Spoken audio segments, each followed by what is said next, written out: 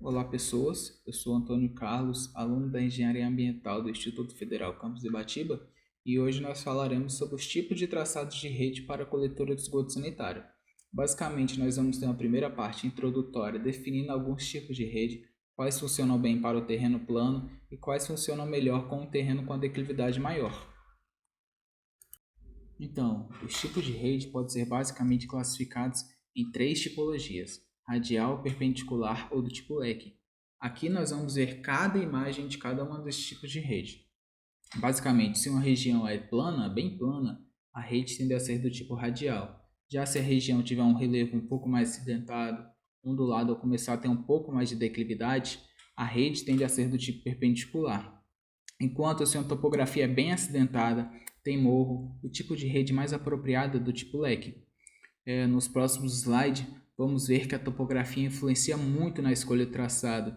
Se a rede vai para a direita, se ela vai para a esquerda, se ela tem um formato mais quadriculado ou espinha de peixe. Isso depende muito do tipo de relevo.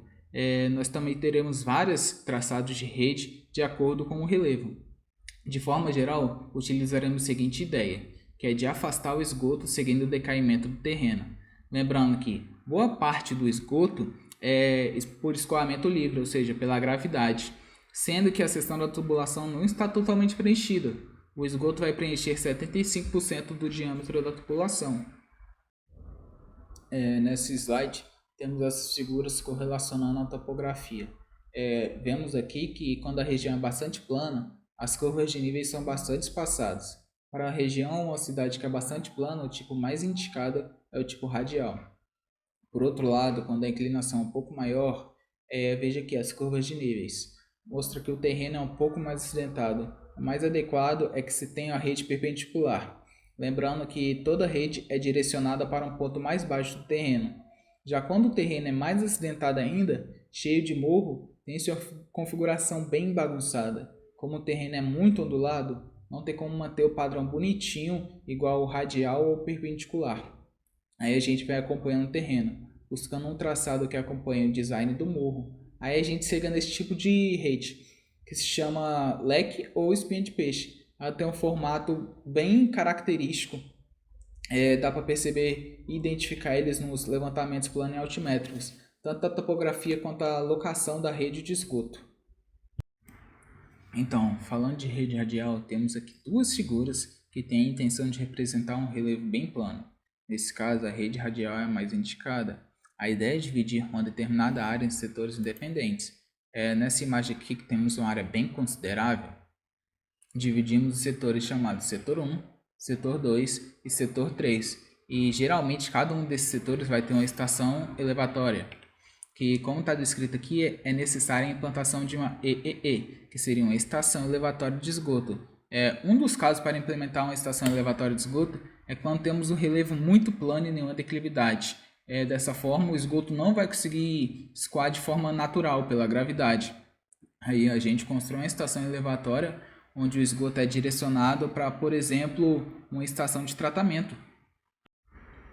O segundo tipo de rede é quando temos uma declividade um pouco maior.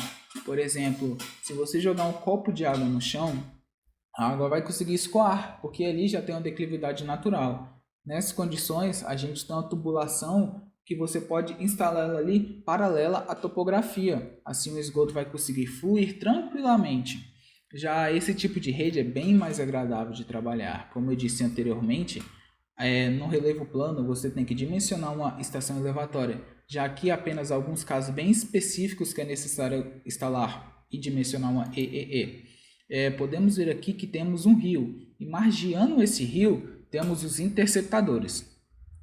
A ideia é direcionar todas as tubulações para esse interceptador que margeia o rio. Como tem uma declividade, geralmente o rio passa bem pertinho, porque normalmente o rio está localizado nas partes mais baixas do terreno. A ideia é construir as tubulações que margeiam esse rio e com algumas outras tubulações que interceptam isso para levar tudo para, por exemplo, outra estação de tratamento. Por último, temos o tipo de rede com formato de leque.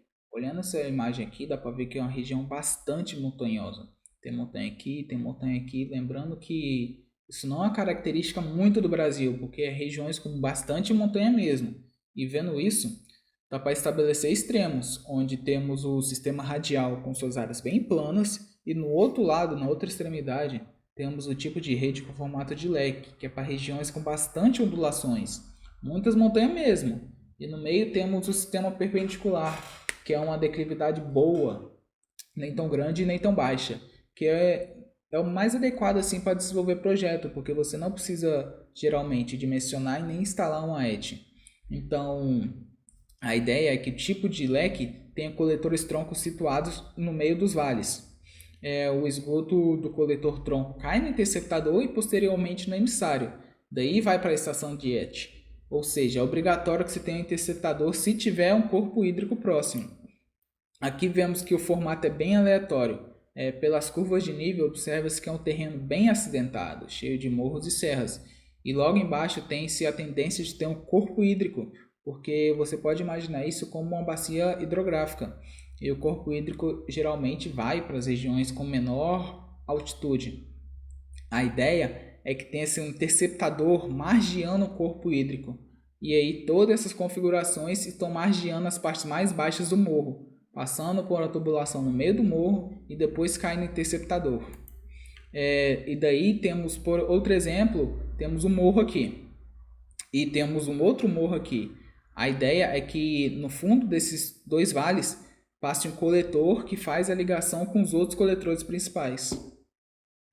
Já finalizando, temos os tipos de rede de esgoto.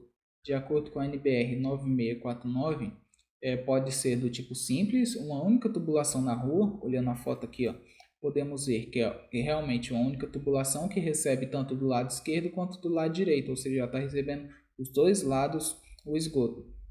Já a tubulação tipo duplo são duas tubulações da rua, ou seja, cada tubulação atenderá um lado da rua. Quando se cogita colocar a rede dupla? Quando temos vias com tráfego intenso, ou seja, ficará bem mais fácil de realizar a manutenção, já que a simples é apenas uma tubulação, ou seja, você teria que parar o tráfego naquela região para fazer a manutenção. E nesse caso, ficará muito mais viável colocar a tubulação dupla.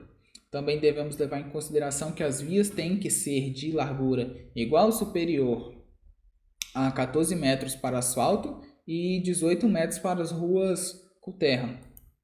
Já na rede simples, os coletores de esgoto são locados no leito do carroçável, na rua, ou seja, uma única tubulação vai receber o esgoto das casas do lado esquerdo ou do lado direito. Isso normalmente é feito para interiores, onde você não tem uma quantidade de esgoto tão significativa.